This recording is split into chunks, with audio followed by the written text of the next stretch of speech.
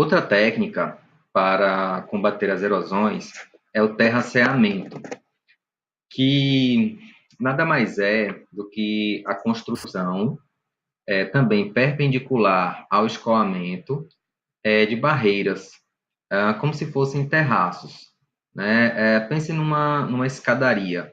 Então, ela tem a função de combater a ação mecânica das chuvas, do escoamento superficial, diminuindo assim a erosão.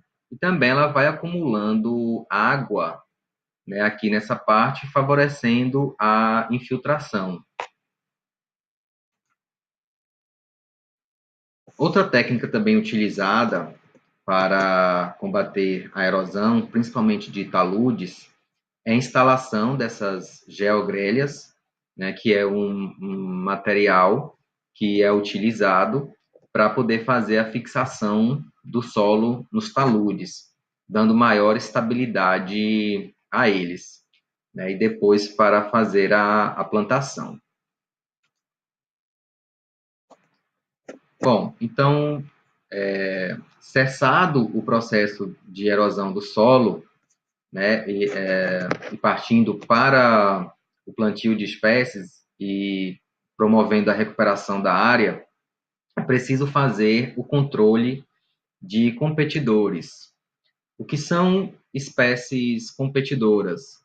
Né? São espécies que vão competir ali com as mudas, né, que a gente plantou para promover o reflorestamento, competir pelos recursos, como água, como luz, espaço e nutrientes. Né? Então, normalmente, os competidores, né, mais comuns são as gramíneas exóticas, né, que geralmente são plantadas em pastagens, e aí, então, por dispersão do vento e dos animais, levam as sementes dessas gramíneas, como a braquiária, o capim-colonhão, o capim-elefante, né? E aí, então, eles povoam a área, né, competindo, né, e dificultando o desenvolvimento das plantas. Outra espécie também é a imbaúba. E para combater, né, para fazer o controle desses competidores, a literatura ela descreve o uso de herbicidas, né, então a aplicação de um agrotóxico para poder, né, matar esses competidores. Particularmente, não é uma técnica que eu sou muito favorável, né, por todos os danos que nós sabemos aí que os agrotóxicos eles podem ser causados. Então, uma outra maneira de se fazer o controle de espécies invasoras é o plantio direto, onde é feita a cobertura do solo com uma camada de folha seca, de matéria orgânica seca, e é feito o plantio. Então, essa camada de matéria orgânica, ela tem duas funções. Primeiro, que é evitar também a erosão pela água, né, a erosão do solo pela água, a lixiviação do solo. Ela tem como função também proteger, né, aquele banco de sementes ali da radiação solar. Então, as espécies invasoras, elas precisam de sol para se desenvolver. Então, se elas estão cobertas, elas não têm sol, elas não vão se desenvolver. E, por um outro lado também, com o tempo, essa camada ela vai se decompondo e vai liberando nutrientes para as plantas.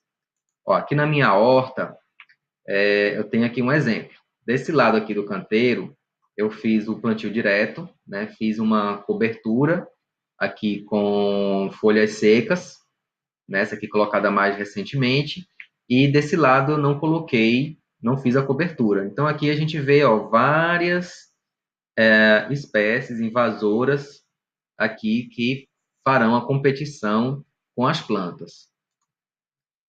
Olha, aqui esse outro canteiro, onde é feita a cobertura do solo, a gente percebe que não tem, quase não tem aqui nenhuma outra espécie invasora, uma gramínea, que vai competir com essa planta. Bom, então, para a condução da regeneração natural, Ela vai depender de quê? Da área a ser restaurada, né? Então, será que aquela área ela tem condições para ser recuperada usando a técnica de condução da regeneração natural? Então, isso vai depender de quê? Da presença de indivíduos regenerantes, né, com espécies arbutivos e arbóreas de diferentes alturas. Então, se eu encontrar na minha área essas espécies, né, então é possível aplicar a técnica de condução da regeneração natural.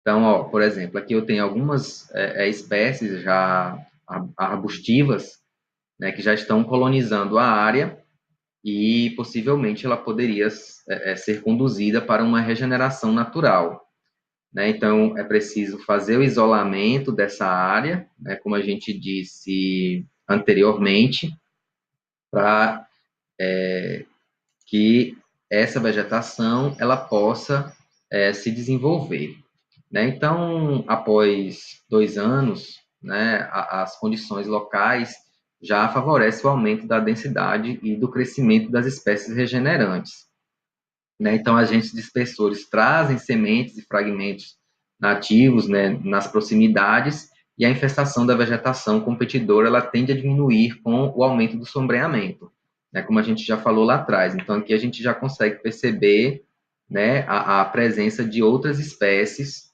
aqui nessa área.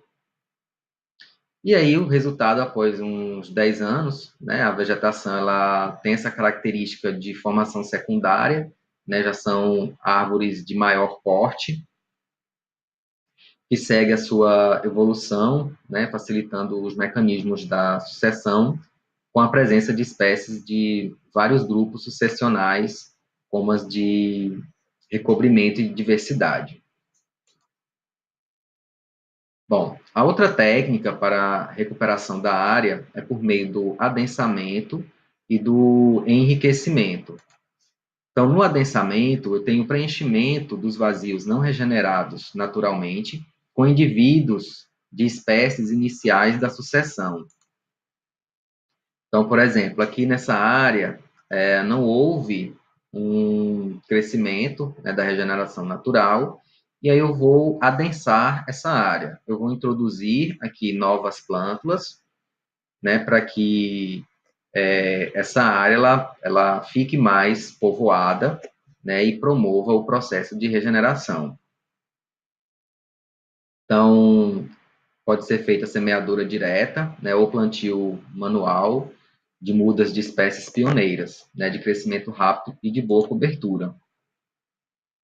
E aí os resultados em 2 anos, né, a estrutura da vegetação florestal já poderá ter muitos troncos finos, né, e indivíduos de crescimento lento ainda são esperados, né? Então, ao longo de 2 anos aqui, a gente vai ter uns indivíduos maiores e outros aqui menores, né, na parte inferior que vai surgindo. O outro método é por meio do enriquecimento, que é a introdução de espécies finais da sucessão, né, com mudas ou com sementes. Então, aqui eu já tenho uma área, né, em processo de restauração, e então foi feito o plantio dessas espécies. Elas são espécies com o estágio final da sucessão ecológica, né? Então, eu estou trabalhando com o enriquecimento. Eu vou introduzir algumas espécies a mais que vai favorecer a biodiversidade e a restauração desse ambiente. Então, os resultados esperados em 10 anos, né, apontam que uma vegetação tem característica de formação secundária, né, que não necessita mais de manejo para seguir a sua evolução, no sentido de restaurar os mecanismos da sucessão, né, com a presença de espécies aqui de vários grupos sucessionais. E para fechar bem rapidinho, a restauração da mata por nucleação, onde eu vou ter a instalação desses poleiros artificiais, né, onde vou ter a recuperação da biodiversidade local também, né? Então, os passarinhos vão defecando, fazendo a dispersão das sementes, e aí, então, eu vou